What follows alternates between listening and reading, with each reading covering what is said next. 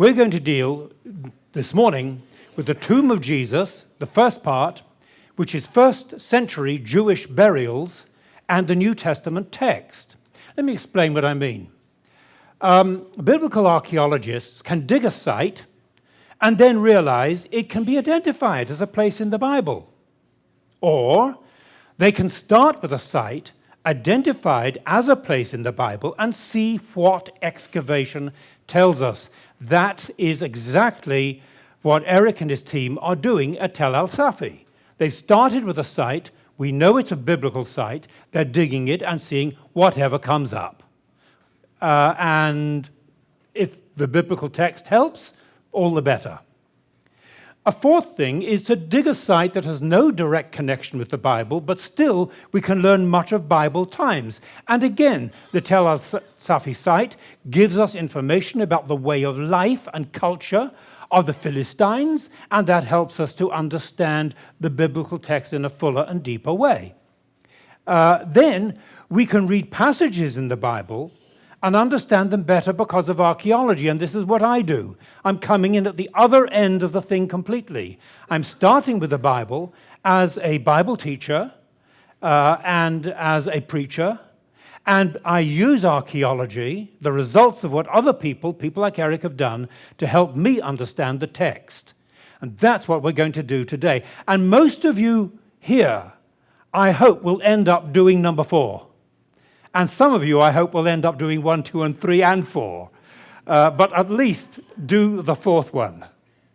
Let's start with the biblical text. Matthew chapter 27.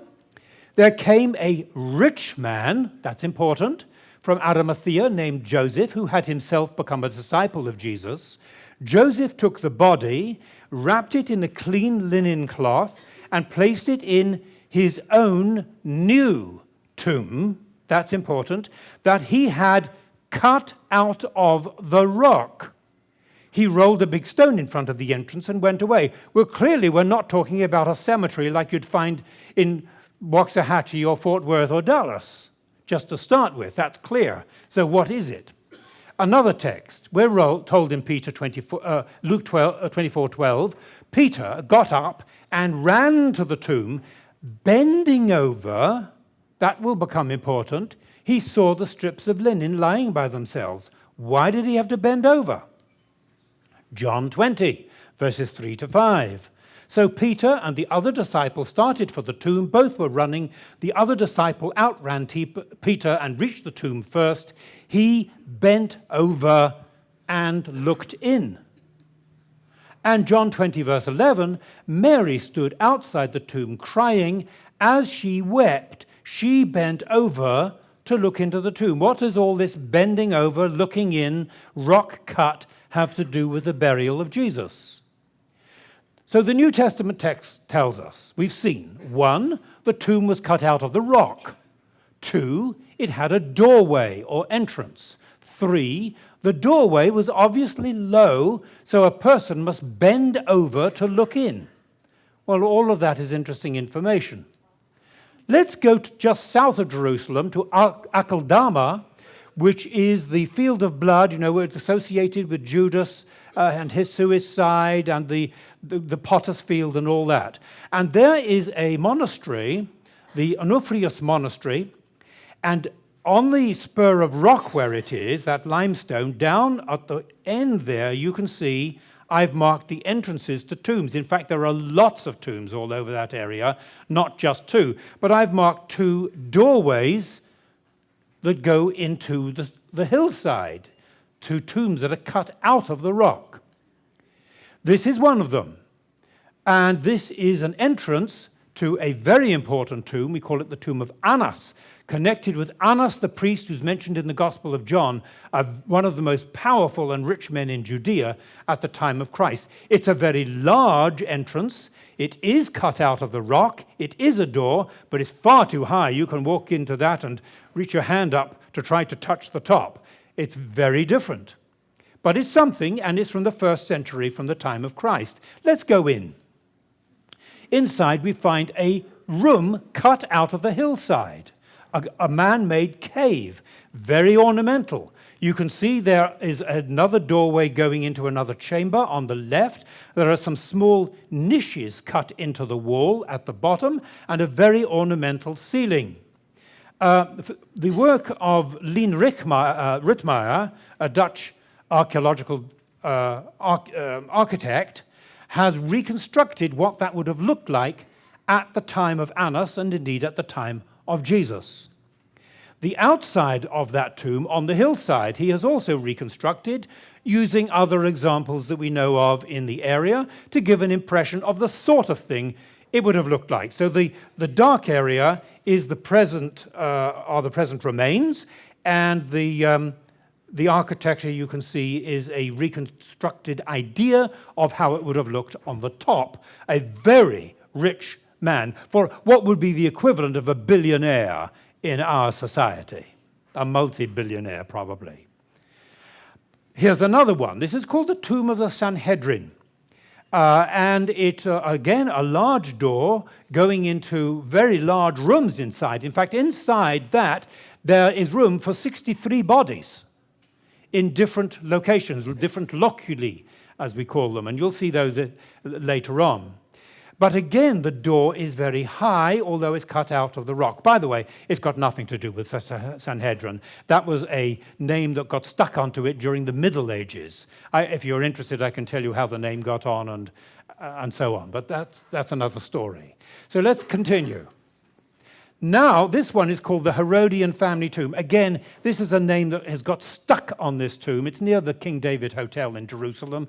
It's nothing to do with King Herod, but somebody, one of the first people who looked at it was, I think, Conrad Schick, and he said this probably was so ornamental, and there are 5 rooms cut out on the hillside, and the southernmost has 2 richly ornamented stone sarcophagi in which to push the bodies, so it must have been the family of King Herod. Well, we don't know who it belonged to. It certainly was someone very rich. It certainly was the time of either Herod or later in the 1st century, but before the destruction of Jerusalem in the year 70, but we don't know who it belonged to. But what you can see here is there are steps going down, and then there is a doorway, and this is fairly low, cut out of the rock. And we're going to come back to look at this tomb a little later. Let's look at another. Let's go north to Jezreel. And there is a 1st century tomb, and we see a doorway cut out of the rock, and it's very low. You'd have to bend over to look in. So this is the kind of thing that the New Testament is describing, and here it is in Israel, a door that's fairly low, sealed, as we'll see later, by that big stone, and you go inside, and there's a cave cut out of the rock where they would have buried someone. Indeed, there are several. So, the New Testament text tells us the tomb was cut out of the rock. We've seen, yes. It had a doorway or entrance. Yes. The doorway was low, so a person must bend over to look in. Yes. Good. Let's add something. The text also told us the entrance was closed by a large stone that could be rolled into place. Interesting? Let's look at the text again. Matthew 27, Joseph of Arimathea rolled a big stone in front of the entrance and went away. After the Sabbath, at dawn on the 1st day of the week, there was a violent earthquake, for an angel of the Lord came down from heaven and, going to the tomb, rolled back the stone and sat on it. Mark 16, verses 3 and 4, and they asked each other, these are the women going to the tomb, who will roll the stone away from the entrance to the tomb? But when they looked up, they saw that the stone, which was very large, says Mark, had been rolled away. Again, Luke 24, verse 2, the women found the stone rolled away from the tomb. So let's look at that Herodian family tomb again. There is the entrance, steps going down, a small door, and a big stone that looks like a huge millstone, big stone disc. And it's got a groove that is running in, and we've gone down and sealed it. And the flat area would have probably been built up with stone blocks and been quite a large ornamental top to the tomb. that has since disappeared. And from the inside, you see that stone. In fact, that picture and pictures like it have been used a great deal to illustrate the Easter story. You'll see them on magazine covers and so on. It's been used a great deal because you can imagine one of the disciples coming down and looking in through that. All right. Let's go back to the one in Jezreel, which is up north. There you see the stone, a large stone disc running in a groove that could be rolled into place. And to get it back, you can see the women would have had quite a problem because you would have to get sticks under. You can't just push that thing back. Get sticks underneath it and push it, levers, push it up, then put in a wedge, push it up a bit more, push it up until it got into place. You'd need some men to do that. Of course, it would be much easier to get into place. Take out the little wedge underneath and it'll roll down in and it's sealed. So you can imagine all of this is making the resurrection of Jesus much more interesting to me. That the fact that how did the resurrection take place? If they'd put his body in there, if there was no resurrection, how did he get out? The idea that some people have said, oh, Jesus got, well, he swooned on the cross. He didn't really die. He fainted and they thought he was dead and they put him in the tomb and he came to and he got out. How? Big stone. It'd be hard enough for several men to move it from outside, let alone one person from inside to push it over. I don't think so. But there we are. There's the idea of the stone. You see, it's beginning to make the text come alive. And how are we doing it? The results of archaeology. So, we've seen the tomb was cut out of rock. It had a doorway. The doorway was low. A person must bend over to look in. The entrance was closed by a large stone that could be rolled into place.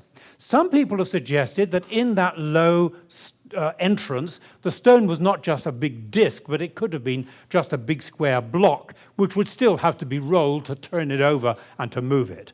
Okay, I won't argue that one. It could be either. I think it was more likely the disc-shaped stone, but that's an opinion. Shimon Gibson thinks it was a big block. Okay, so the stone was closed by, the entrance was closed by a large stone that could be rolled into place, and the details. The tomb could be closed, right. It was accomplished with a stone, yes, and the stone was large, or as Mark says, very large, and was moved by rolling. All those facts we now see and understand because of archaeology. Let's continue. John 20. The other disciple bent over and looked in at the strips of linen lying there, but did not go in. Then Simon Peter, who was behind him, arrived and went into the tomb. He saw the strips of linen lying there, as well as the burial cloth which had been around Jesus' head. By the way, cloth around the head, let me just explain that. The custom was, as you know, the jaw would drop open, and that's not very nice on a corpse. So you close the jaw and you put a cloth this way round the head to keep the mouth closed. Just the way they used to close the eyes and then put coins on the top to keep the lids down. Now you just use a drop of glue. The New Testament, you've seen the movie too. The tomb was cut out of the rock. It had a doorway or entrance. The doorway was low, yes. The entrance was closed by a large stone, and the burial cloths could be seen. Number 5, we've added. We're building up fact by fact, layer by layer. Let's go to Akeldama. Do you see those little doors at the bottom? They're very small, about this high, about this wide. Okay. And those we call kokhim. That's plural. The singular is kokh. You can, if you don't like Hebrew, you can use Latin and call them loculi, of which the singular is loculus. This little drawing I've done gives you an idea of how it worked. The body was pushed headlong into the tomb, head first, leaving that small entrance, and then a little slab would be put over that opening with the person's name written on it. We know it was head first because archaeology has uncovered some of these where there have been remains of human hair at the far end, as well as the bits of the linen shrouds and other things that the bodies were wrapped in, lying there, and the bones usually gone to powder, or to dust. But it gives you an idea of how a kokh or loculus worked. The body was usually left in there for about a year, and then it was taken out again. You say, why?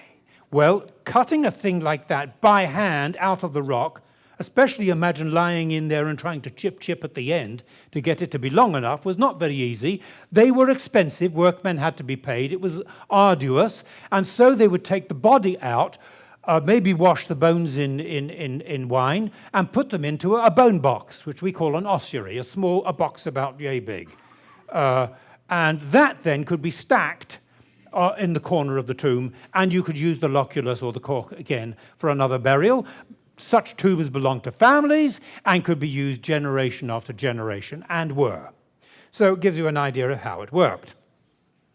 Typical first century tomb plan, the entrance is at the bottom of the screen. You go in, you're in a room cut out of the hillside, and there are all the kokhim or loculi around, and some of them, you see, have little squares inside. Those are the bone boxes that they pushed back into the loculus to get them out of the way.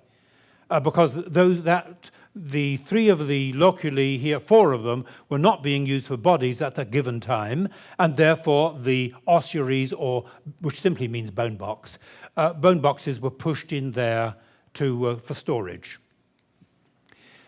This is one of the Akeldama tombs, and it shows you the loculi on three of the walls. The far wall, where you've got 1, 2, 3, 4 kokhim, and then you can see one on the right wall and one on the left wall, and they will continue on around. And you can see that one of them has been closed by a stone.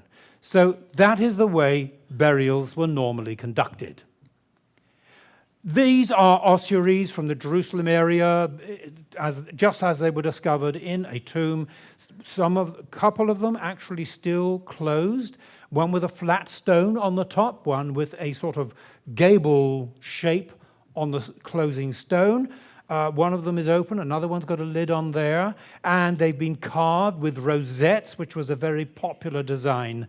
But it's very interesting that very often the ornamentation, the rosettes, are very beautifully done, and yet the name is done so terribly badly, obviously by members of the family who cut it in, or it was done in a hurry, and you didn't have it in a workshop with somebody chipping away at it nicely. In one of them, this is from a place called Givat HaMivtar. Givat HaMivtar is just north of Jerusalem. It's a new development, a subdivision with apartment blocks. And there they discovered one, and in one of the ossuaries was the skeleton or some parts of the skeleton of a man who'd been crucified. And the name scrawled on the box was Yehohanan, which is John. And there are the nail bones, the heel bones, and the nail going through the heel bone, and it's been bent over, you can see at the end there, because the tree was probably olive wood, and it's got very hard wood. It's got very hard portions in the wood where the knots are, and the nail hit a knot and turned. And so instead of being able to pull the nail out, they had to cut it out of the cross to get the body down. That's maybe another year, the study of the crucified man. There's so much in biblical archaeology that's of interest. This is another place, Abu Tor, south of Jerusalem, a 1990 excavation, and that is a tomb that was discovered there. Very interesting, as it turned out.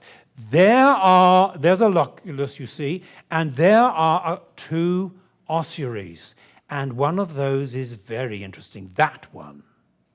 Why? Well, when you turn it around, it's beautifully carved.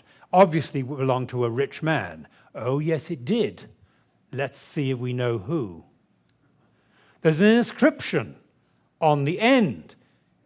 You can see that. That's the person's name. There's the inscription.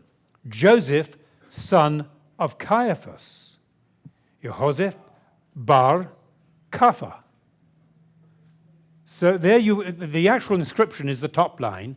The one right under it is in square letter Hebrew, which is easier for you to read if you're studying Hebrew here at the school. The back of the ossuary is here. Hard to see the inscription, but you may be able to see some letters over there. Let's have a look at that one. Again, Joseph, son of Caiaphas. Caiaphas, spelled slightly differently, but they did that in those days. There were variations of spelling, like there are between the Brits and the Americans, people divided by a common language, but you can understand my lingo this morning. All right, Josephus. You all know about Josephus, I hope. A Jewish priest at the late 1st century who was present at the destruction of Jerusalem in the year 70, had been I won't go into who he was and tell you his story, that's another day.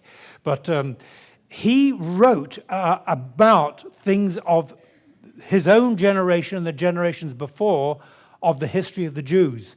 And in his book, Antiquities of the Jews, he says that Simon was succeeded as high priest by Joseph, who was called Caiaphas. And again, he refers to, in 1895, the high priest Joseph, surnamed Caiaphas. The New Testament just calls him Caiaphas, but in fact his name was actually Joseph. But Joseph was such a common name, like Joseph of Arimathea, Joseph the adoptive father of Jesus, and so many Josephs. So this one was called Caiaphas.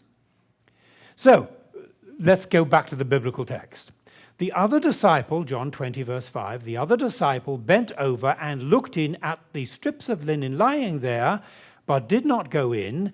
Then Simon Peter, who was behind him, arrived and went into the tomb. He saw the strips of linen lying there, as well as the burial cloth that had been around Jesus' head. John 20, verse 12, Mary saw 2 angels in white seated where the body of Jesus had been, one at the head and the other at the foot. Now, this is important information, because let's put that together with archaeology. Remember what we're doing. We're going from the text to the discoveries from archaeology. Jesus could not have been put into a kokh, because how do you get an angel at the head and the foot? Very small angels.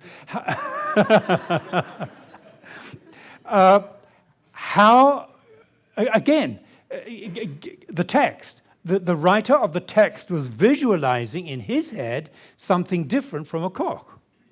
And again, you would be hard put to see the head, the cloth that had been around Jesus' head, because it would have been stuck in at the very far end, unless it had all been pulled out onto the floor. So what are we looking at? Let's continue. The tomb of Ariston, in the same area, by the way. This is a different kind of burial place. It's called an arcosolium, which simply means an arched recess. A little recess cut back in the wall with an arch over the top, and the body would have been laid in sideways on that shelf, on that slab, and there's another one, as you can see, on the left. This was a particular form of burial that was very favored by Christians, by the way, later in Rome, in the catacombs. If you go to the catacombs, you'll see that they are filled with loculi, with the arcosolia, all down the road, and many of them. So it became very popular among Christians, and I'm wondering why. Do you think it was that there was an arcosolium in the tomb of Jesus? It might certainly fit, especially if the shelf were a little bit wider at the end, so a person could sort of sit there. But anyway, there we are, a different possibility. So, the burial cloths could be seen if the tomb had an arcosolium, or a shelf of rock. And this was, I've not shown you this, but very often in tombs there's just like a little shelf which they would put lamps and different stuff on as they were doing the burial, you know. And if there was a shelf of rock where the body could be placed before being put in a kokh for burial, and if it was in line of sight from the entrance, you'd have to have a line of sight from the entrance, from what we read. But you see, it's perfectly possible that in the tomb there was simply a slab or shelf where they put the body, planning to come back. Remember, it was in a hurry. Friday evening, the Sabbath was coming, they had to get it over fast. They were going to come back on Monday and take care of it. So maybe they were going to put the body on a shelf of rock and then come back to put it into a kokh, slide it in on Monday morning, which never, of course, happened, but that's what they were planning to do.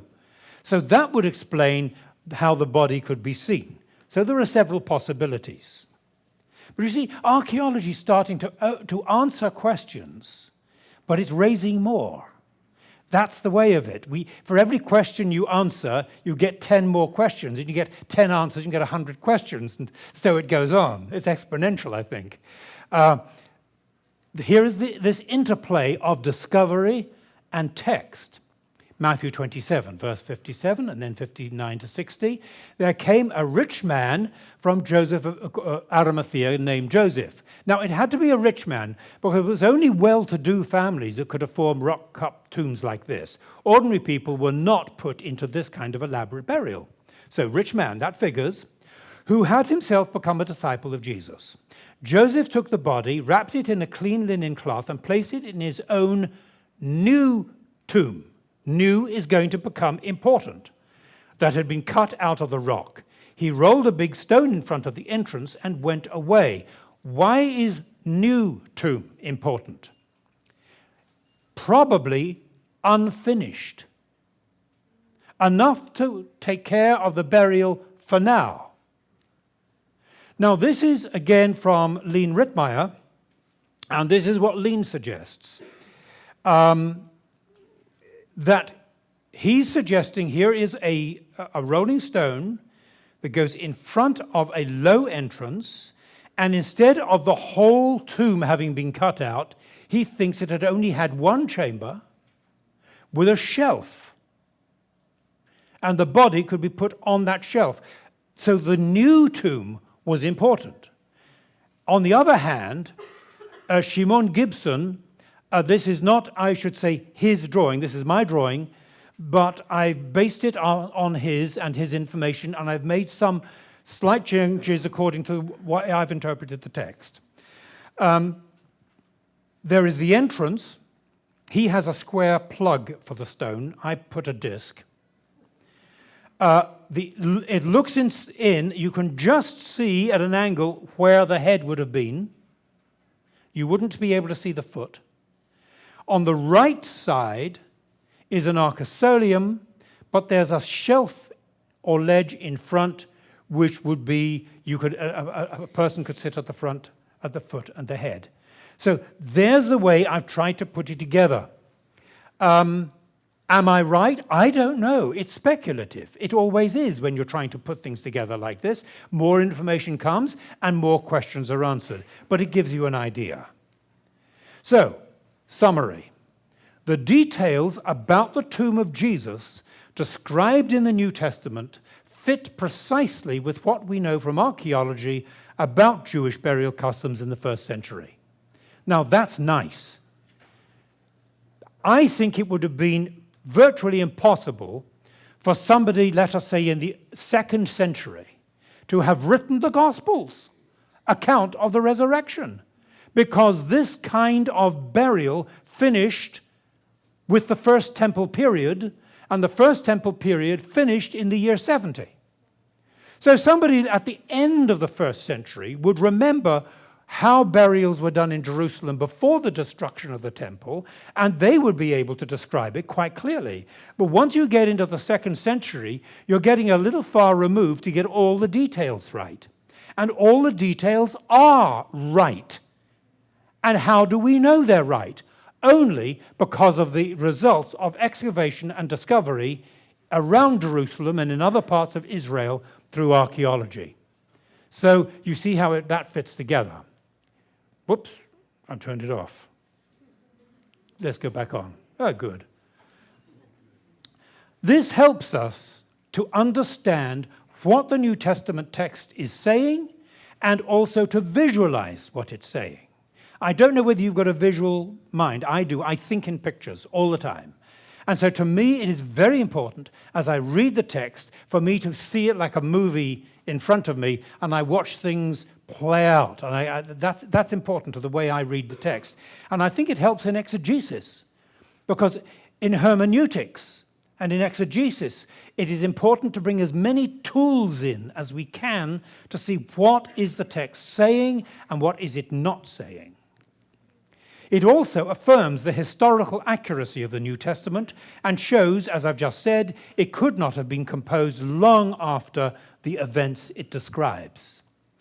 Well, my thanks to the Biblical Archaeology Society for some slides, also to Ritmeyer Archaeological Design, and to Derek Lewis for a slide of the Jezreel tomb. And the next session, tomorrow, this is going to be really packed, because today I've had only 63 slides, and tomorrow I've got 113.